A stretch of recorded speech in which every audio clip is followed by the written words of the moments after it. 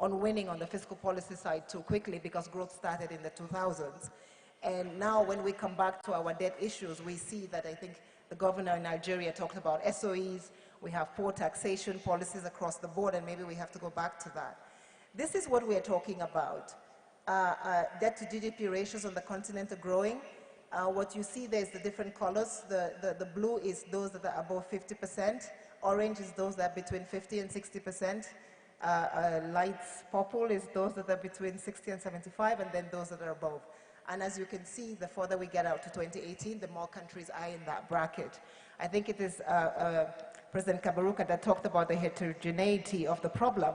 There is a heterogeneity on the cause of the problem. But at the end of the day, when we look at the number of debt to GDP, we see that we have increasingly more countries in a bracket that is not a sustainable bracket. We've had a conversation here about increasing the threshold. I think that when you have poor management, increasing the threshold is not a solution.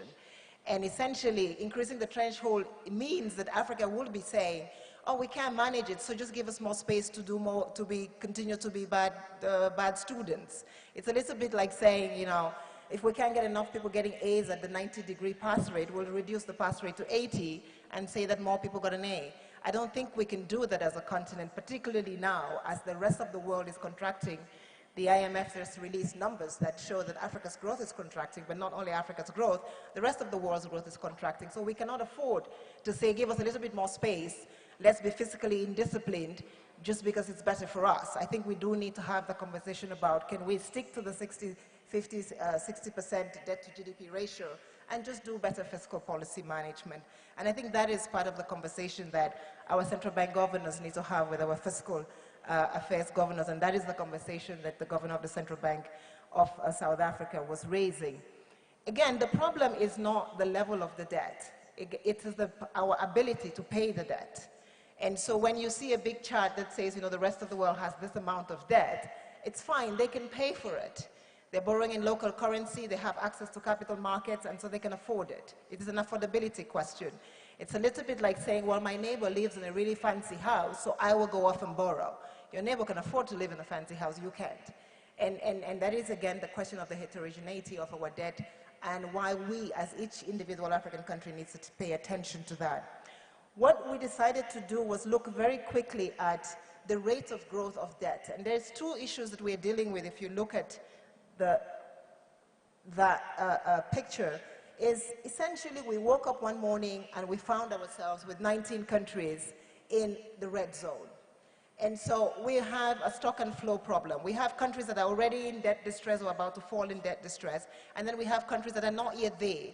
And what we are trying to do, and I'm doing a paper for the economic, it's coming, and what we're looking at is to say, let's look at what do we do now for the countries that are not yet there, and this is, I think, Gilles Noblet's presentation raised a little bit of that, is the preventive, and then it's the making sure that once you're there, what do you do? And we need to start looking at who are the next group of countries that are at risk of falling into debt distress, and can we do something about it? So we decided to look at rates of growth of debt. And what you see is that countries, as you can see, during the HIPIC and the post-HIPIC, our debt levels grew at negative rates, which means basically they were dropping, so 9.4, negative 9.4. Between 2000 and 2013, 2014, they continue to drop, but at much slower rates, at minus 1.1%. Then from 2014, our increase in debt levels went up by 9.3%. So there was a huge ratcheting up of debt levels on the continent. In the private sector, when you see a company that is lending, building up debt that quickly, the markets begin to panic. And I think it was, again, Governor Leseche or somebody else who said, a ramping up of debt means that there is something wrong with your fiscal policy that you cannot address, and so you go to the markets to try to address it. And in the private sector, rapid growth in corporate debt means that the company is getting into trouble. In the public sector, rapid growth in sovereign debt means the country is not taking the right fiscal policies, and we need to address it in one way or the other. Interest rates, and this is again the conversation, and going back to the Olivier Blanchard's paper. In the developed countries, interest rates are actually lower than growth. On the continent, we actually have that spread widening. And widening interest rates, particularly with growth contracting, is a precursor to increasing debt burdens. We know that the widening fiscal policy is correlated with high growth and debt. We know that countries with high fiscal deficits are also the ones that have a faster rate of growth. So we're looking at now, why are we getting this 9.3? Let's look at our fiscal policy. Let's look at our revenues. Let's look at our current account deficits. And this is an important point, the current account deficit, for the simple reason that we have, and I think that when we were doing Macro 101, we used to say having some current account deficit was a good idea because it meant you were importing capital goods for growth. But if you're importing capital goods into a sector that is not a growth-producing sector, then you're probably getting into trouble. And I think we're beginning to see that on the continent when you marry a widening current account into sectors that are not your growth sectors, into sectors where we have excessive tax incentives, so you're not getting any revenue from those sectors, then we begin to have problems. I think a clear case of that, which we're now looking at, is Ethiopia. As you can see, and I'm sure that Abe has seen this graph before, imports are going up quite fast. Exports are staying more or less the same. When you unpack what are imports and what are exports, it's a lot of capital goods into Ethiopia, and the exports remain the agriculture sector. A lot of the capital goods are going into the manufacturing sector, and we still are not seeing the manufacturing sector deliver the kind of growth and the kind of exports that is needed to close the foreign currency gap that we will need to do that.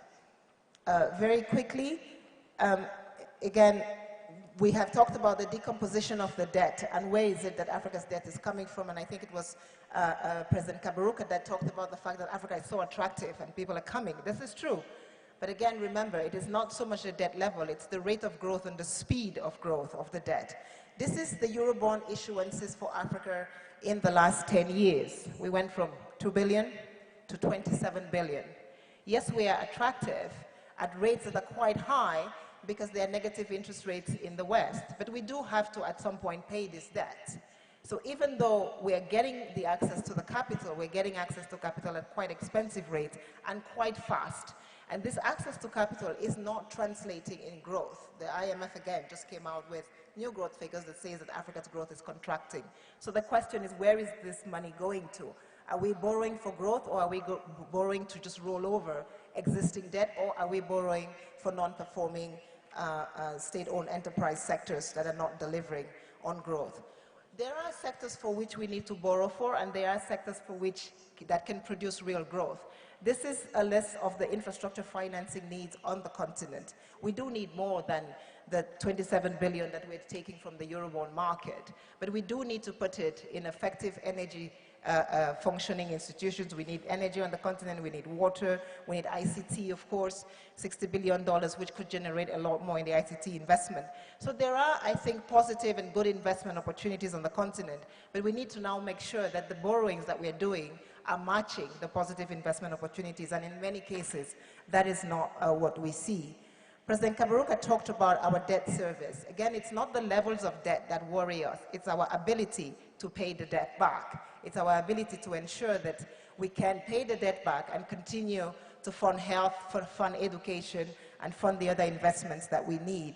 What we looked at was, for the countries that we are not talking about today, that are not in the left-hand corner of the graph I showed you on debt distress, what does the rate of growth of the debt service look like? And as you can see, Cameroon, my country, which is at 4% in 2013, is now somewhere at 12-13% of debt service. In 2016, it was almost 16%. Abe and his IMF colleagues spent a lot of time there trying to figure out how to restructure. But you can see Djibouti as well. It's not yet in the high debt distress area, but debt is growing quite high. Ethiopia debt is growing quite high. We had Rwanda there just to show, Rwanda is the green, what a good management of your debt looks like. Your debt service payments more or less stay the same. You're not ratcheting up debt service payments in a very high space. Uganda went up, but it's going back down. Zambia continues to grow. So one of these days when we start saying that Zambia is in debt distress, that is why. It's because they would have crowded out all their fiscal space. The second issue is on the exchange rate, of course. We have countries that continue to borrow the Eurobond $27 billion. Exchange rate appreciations in many of our countries means that we are also closing out the space that we have, and we do need to look at that. In another graph that we do, we will show Ghana as one of the countries we need to start watching out for, because it is going to fall into debt distress very quickly. Of course, the negative link between the public debt and sustainable growth, and the fact that we cannot continue. What does this mean for policy and for sustainability as we move forward? I think we have spoken about it a lot. It's about crowding out private investment. Abe talked about it, and I was very happy, and arrears, and particularly in our countries where it is the SMEs, it is the private sector, it is the local private sector that creates jobs. As countries borrow, as the rate of borrowing goes up, local interest rates ratchet up. It means two things: that local private sector does not have access to financing, but it also means that the government is not paying debt to the local private sector, so you get arrears, and the monetary sector gets into trouble. NPLs go up. I think in many of the countries where you see the rate of growth going up quite high, NPLs are at 50%, which means the banking sector itself is fragile, and it creates systemic risk in the country. And that is why I think this conversation is important. It's not so much about the debt, it's that it's suffocating SMEs that need to create the 16 million jobs we need every year on the continent to ensure that we can grow slightly faster. Our reserves are going down because, of course, if your debt levels are going up and you have to pay them and honor your obligations, then as you see, the countries with debt levels that were going quite high have their reserves slowly reducing, which again means that the next time they go to the market, they have to pay more. So overall, again, I think the conversation about Africa's debt is not to be alarmist, but I think we do need to watch, and I think as we do policy going forward, we do need to look at two parts of the story. Those that are already in debt distress, and again, I come back to the ECB conversation. What do we do with those that are already there? And I think you have outlined a good number of policies that need to be, of course, more restructuring, the IMF, a better financial austerity. And then those that are doing well today, but are ratcheting up because they want to get to 2030 quickly, but need to make sure that in ratcheting up expenditures and investments, they do not fall into a debt trap, and how we can split those two. A few ideas that I'd leave here, and I'm hoping that with some central bank governors and the Economic Commission for Africa, I know already with the central bank governor of South Africa and with Kenya, we're beginning to talk about it, is local currency lending. It does not stop bad behavior, but it can improve on some of the ratcheting up of the debt, particularly in foreign currency. We have countries like Nigeria that essentially started issuing local currency bonds. Rwanda, of course, we are here in Rwanda, that has that experience. Indonesia has done $4 trillion, almost $300 million. Because we now have access to the capital markets in some of our countries, we can do more, we can do better, and it will slow down the pace and the rate of growth of our foreign currency lending. We must come back to doing better public expenditure management. We need to have better, and the IMF has just launched the public investment management agencies. I think as we improve and make the debt management agencies more independent, we do need to ensure that our infrastructure agencies are also just as rigorous in reviewing spending targets and ensuring that the projects that we invest in actually have a rate of return that is higher than the rate of the interest rates at which we will pay for the loans. And finally, is the transparency of contracts. I think many of us in many of our countries see the numbers on debt. It would be interesting if we could actually unpack the numbers on debt and match them to projects. Many of our countries don't know, many of the citizens do not know for what project, what resources were borrowed, and why the intergenerational transfers of this burden is happening. And I think if we could begin to unpack the debt, matching the debt with different projects, there would be a little bit more rigor in the way we manage our debt services and our debt management policies on the continent.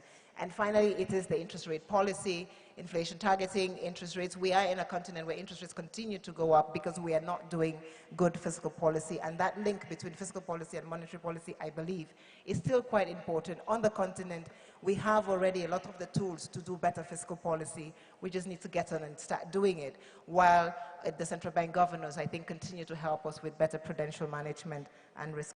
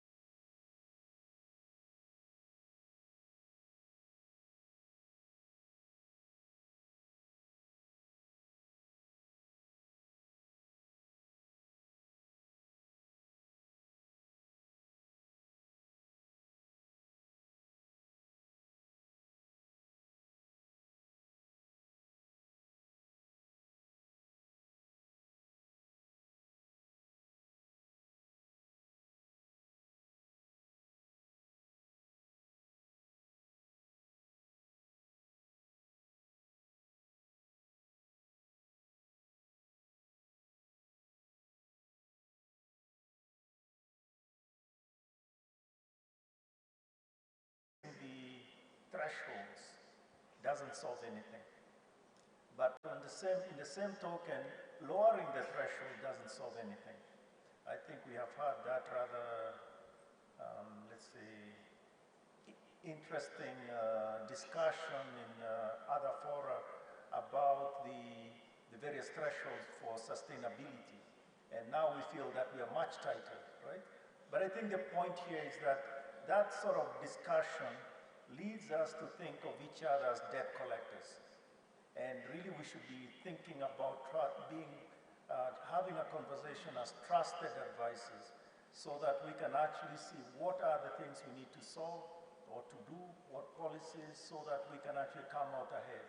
In effect, we do need an example of countries that have succeeded in that journey.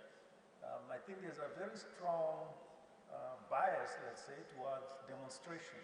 So point to a country that actually has gone through all these balances policies, tried to build infrastructure, and came out ahead. It's true your numbers were talking about, for instance, Rwanda. And by the way, it's a very good, no, Kenya, well, we can have an offline conversation. But I think the point I'm making is that is really what needs to be highlighted a lot more, in my view, rather than just the warnings that you may be coming to a crisis or over a precipice and things like that. Okay, so on the specific things about implications to monetary policy, I think this is quite, let's say, well rehearsed, the answers here. On domestic debt, for instance, because it's not just external, there is a lot of domestic debt, at least in our countries. The sovereign borrowing, it anchors, let's say, the risk-free rate. So and everyone else, let's say the private sector, is priced off that sovereign rate. But I think the point here is that if it moves as happened, because it's, which we talked about earlier, it will weaken the transmission mechanism on monetary policy.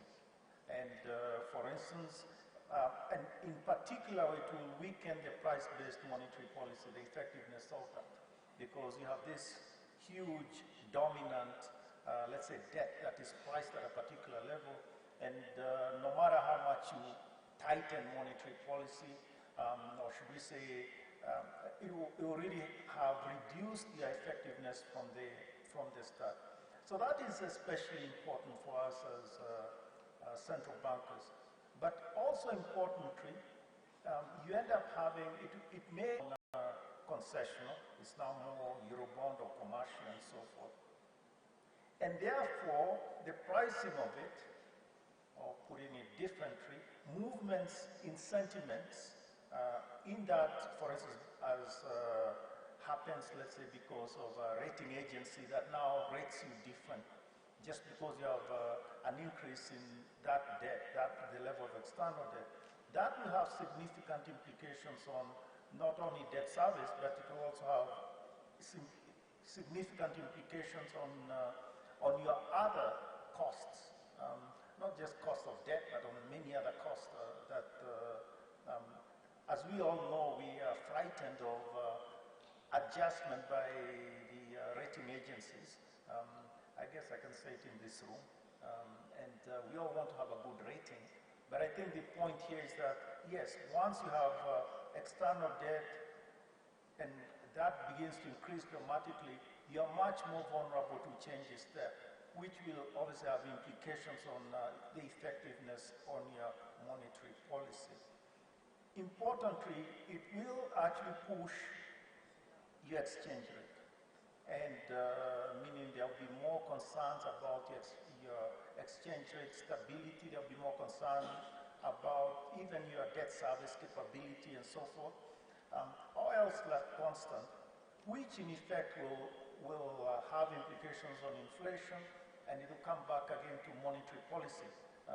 So I think this is something that at the beginning we probably don't worry about, but it is important to say that it actually happens very quickly as those concerns become apparent. So I think that's the danger. So in a sense, you have the equivalent of, let's say, a hockey stick reaction. So things are flat for a time, and then suddenly there's a sort of a surge, well, not a spike, a surge in negative sentiments, which means there will be a surge in the other prices that I mentioned a moment ago. Another point which is important, in my view, is relating to exchange rate instability as well, is that there has been some interest at this moment, and particularly by various investors, on offshore local currency bonds. And this is something, I think, Vera, you talked about it at one point, though we disagreed about it, but we could have a conversation later. So this offshore local currency bonds, the problem for most of us, and I think South Africa is obviously an exception in many ways, and here in particular, the problem is that the market would be, the secondary market for these bonds would be quite illiquid. And in effect, you may end up having a pricing of your exchange rate outside your country in a very illiquid market, which will then be a mirror, let's say, of what is happening in your local, or the prices that may be posted in your local exchange rate market. Again, our markets are not that deep. So you could have, let's say, trades of 5 trades somewhere in London, which would drive your exchange rate, one way or the other. This, in my view, is a major risk. And despite the interest of investors, we need to look at this, bearing in mind that not just times of normalcy, but also times when things will be a bit chaotic. Very quickly, I'll say something about the financial sector stability and then leave it as that. First,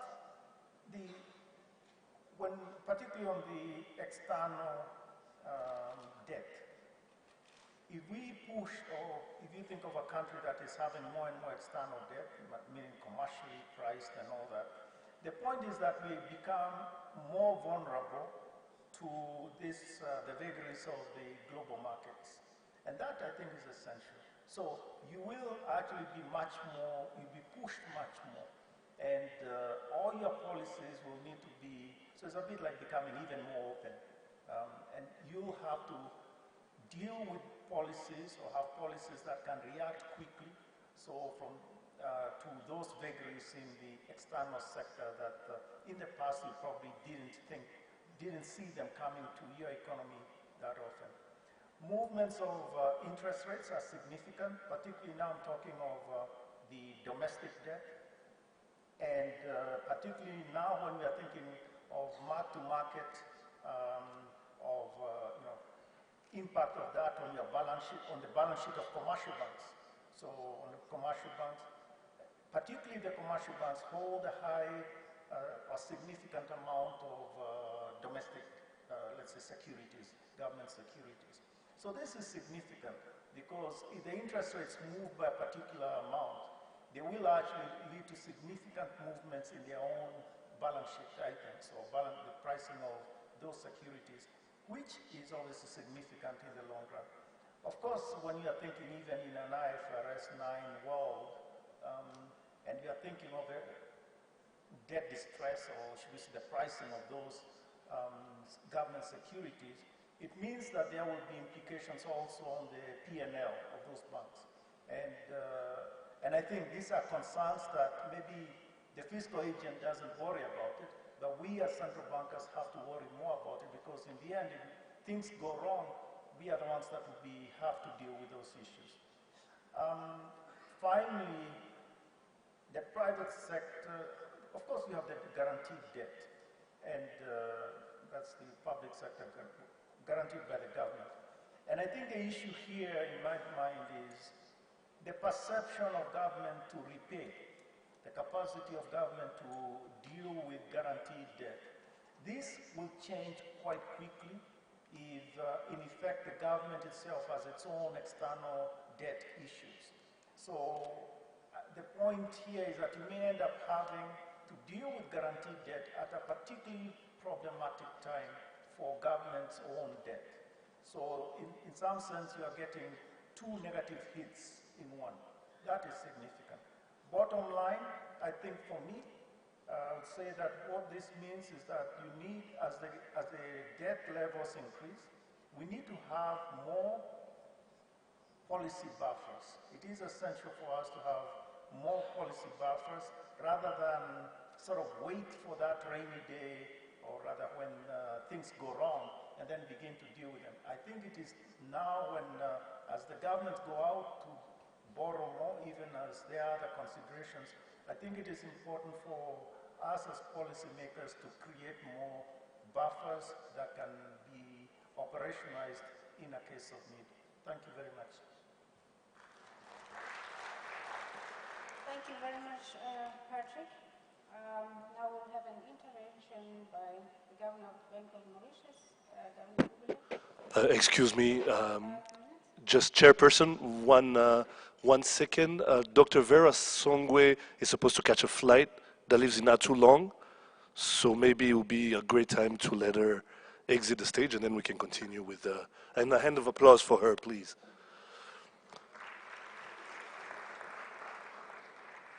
Okay, she can be with us for another 10 minutes.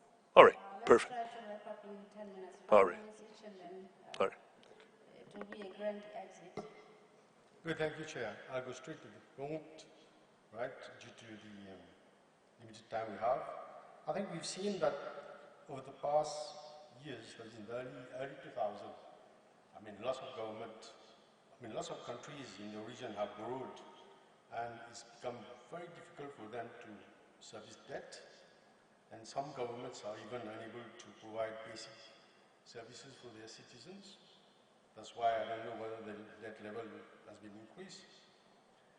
Several factors that contribute to the rise in debt include stimulus packages deployed by governments to counter the effects of the global financial crisis and the vulnerability of African countries to terms of trade shocks following fluctuations in global commodity prices. Many countries in the region have borrowed to fund development and infrastructure projects, but failed to generate additional tax revenues to repay the debt. Some of these countries also face major vulnerabilities, such as low domestic savings and climate-related changes. I'm sure many of us here gathered will agree that debt by itself is not bad. What really matters is the size of the debt relative to the economy, as high level of debt constrains the fiscal space. The speed at which debt is accumulated and the way in which debt is managed, these should be kept under control to avoid painstaking economic adjustment in future. Obviously, Chair, there are risks associated with rising sovereign debt. A sovereign crisis can trigger a currency crisis. The economy becomes vulnerable to currency attacks, resulting from massive outflows of foreign currency. Unsustainable debt levels may wipe off official foreign exchange reserves. It can also force a devaluation of the domestic currency. Debt structures made up mainly of short-term instruments are sources of vulnerability due to high rollover and refinancing risk. Such debt structures can generate confidence crisis if investors are concerned that government might be unable to meet their debt obligations. Debt servicing has significant opportunity costs and adverse socio-economic consequences. It can potentially result in lower expenditures on health, education, infrastructure, and transport, to name a few. In Africa, high debt levels pose significant risks to global commitments to end poverty. Governments find themselves compelled to spend more on debt servicing. In return, this impacts investment, deters innovation, impedes entrepreneurship, amplifies the probability of default, crowds out private investment, and growth slows down. Governments' reliance on raising fiscal revenue to service debt also significantly and undermines growth prospects. Chairman, I would like now just to mention to you about what we are doing in Mauritius. In the recent budget, that was a couple of weeks ago. There were various initiatives taken by the government over the past few years to ensure greater fiscal resilience, so that could be resulted in sustainability to meet debt obligations and plan a gradual reduction in the debt to GDP ratio to below 60% by 2021. The government remains committed to fiscal consolidation and prudent macroeconomic management. Its strategy is to have greater recourse to domestic financing for meeting its borrowing requirements. One of the items which was, not agreed, but one of the items which they inserted in the budget is to have recourse to the accumulated and distributed reserves of the central bank for the payment of external debt, right? And,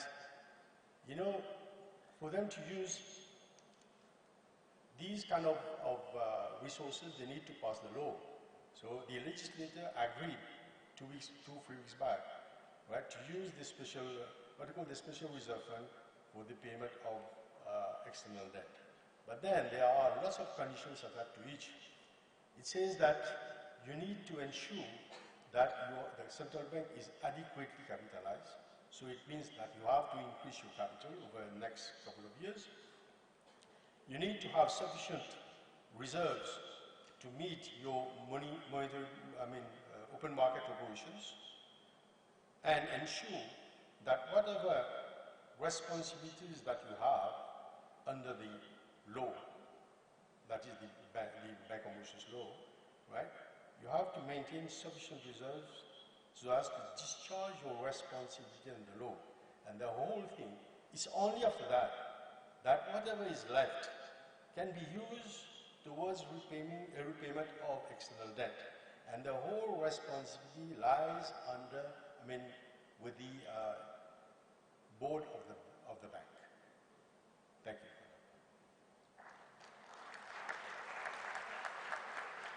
Thank you very much, Governor. We now quickly move on to the Governor of Central Bank of Eswatini, Governor Sithole. Thank you, Chair, and good afternoon, ladies and gentlemen. I will be quick because a lot of the issues that I will be flagging have already been touched on and explained. I want to first of all confirm that we in Eswatini are also facing the situation where our debt is increasing. Also confirm that it is not above the threshold, but even then it is worrying. I'll just focus on the implications of a rising or a high debt on financial issues of financial stability. I believe that a high and rising debt has negative impact on inflation. A high and rising debt brings to question the credibility of the government in the eyes of investors. High debt level affects the ability to service the debt, and this in turn leads to lower credit quality of government paper held by the investors. Also, increased sovereign debt has the potential to increase money supply and put pressure on inflation. Declining values of government paper tends to erode the commercial bank's balance sheet and their income, which could also lead to a reduction in the bank's capital. A widespread fall in the value of government securities could lead to financial instability. In Eswatini, we have cases of increasing arrears, which have resulted in increased non-performing loans in the banking system. If prolonged, this will have a negative effect on stability of the banking system and present systemic risk and can breed financial instability too. Increase in debt and questionable ability to service debt could also lead to credit rating downgrades, as was mentioned earlier by Governor Patrick. This in turn will lead to currency depreciations. In our case, it would have adverse effect or even questions on the pegging of our currency. High debt levels leads to erosion of reserves, which brings also to question the issues of our currency being pegged one-on-one to the South African rand. Increasing public debt has the potential to cause fiscal dominance, as was mentioned earlier this morning, leading to an increase in the demand for the central bank to lend to government. Finally, in a general thinking, Madam Chair, is we need to be concerned about the following. Who is actually funding the government debt? I'm maybe for simplicity talking about external debt versus domestic debt. We are noticing in the country there's an increase in domestic debt compared to the past. But also we are observing, I'm sure a few other governors would attest to this, there's quite a number of people out there that are coming and approaching our countries to say, we want to lend you money. And sometimes you try to understand the terms and conditions. You don't know whether it's a loan or it's going to be a grant or it's going to be what. You need letters of credit, you need sovereign guarantee. So we hope that our governments will continue to have the capacity to do the necessary due diligence. What is being funded? Actually, I think Dr. Vera has indicated that are we funding capital projects? Are we funding recurrent? It's very important. And also, it's not about just the debt to GDP, but other considerations such as the debt service. In our situation, we've realized that even though the debt level seems to be low, but actually when it comes to debt service, we're talking of scary numbers. Increasing arrears tend to stifle domestic or economic growth, thus further reducing the ability to government to raise its revenue. More often than not, the rising debt and financial crisis are actually an expenditure problem, new issue. Finally, Madam Governor, I want to propose that maybe happens in other countries.